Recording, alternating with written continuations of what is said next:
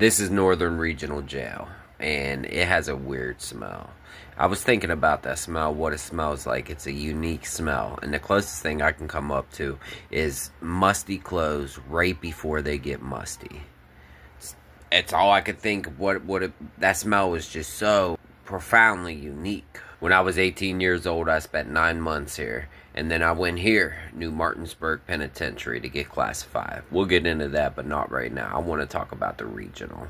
I know it looks nice and bright and beautiful right here, but it's anything but that inside. Inside, all the walls are gray, and it's so cold, and you're always hungry.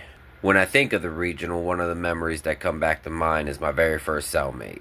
They have all your stuff in these mats when you're going around the prison, when you're being moved, and I was being moved into that cell block for the first time. So here I come in carrying this rolled up mat with a whole bunch of stuff inside. I get told what cell I'm going to. I go to that cell. I'm 18 years old. I don't know that I'm supposed to go get this guy, figure out who lives here before I go put my stuff up. But he saw me come in. Anyways, he meets me over at the cell. I get my stuff situated in this tiny room meant for one person. There's overcrowding, so they're putting 2, sometimes 3 people in a one-man cell. Anyways, put my stuff up. I get acquainted with the pod. Eventually, it's locked down. We lock down. Me and Guy starts talking. I get to start to know him. Just so you guys get a visualization of what he looked like. He's about 40, bald head, shaved, not just balding. He was shaved head, beard, little muscle on him, older. You know, this is a grown man I'm about to be living with in this tiny-ass space. So he begins to tell me his story of why he's locked up. And it turns out I'm living with a murderer now. I'm 18 years old, I didn't know this. So he's from Steubenville, West Virginia. He was in a bar, was drunk, got in a fight, pulled out a knife, stabbed Buddy.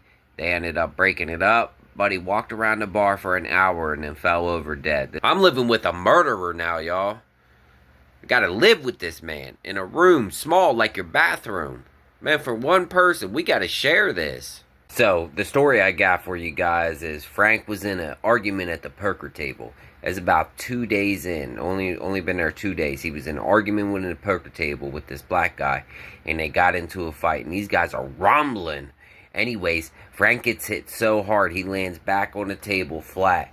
And Buddy hit him so hard that he shit himself. And when he landed back on the table, the turd rolled out of his pant leg, y'all, and landed right there on the floor. It's like right there. Everybody's looking. Everybody, oh shit, you know.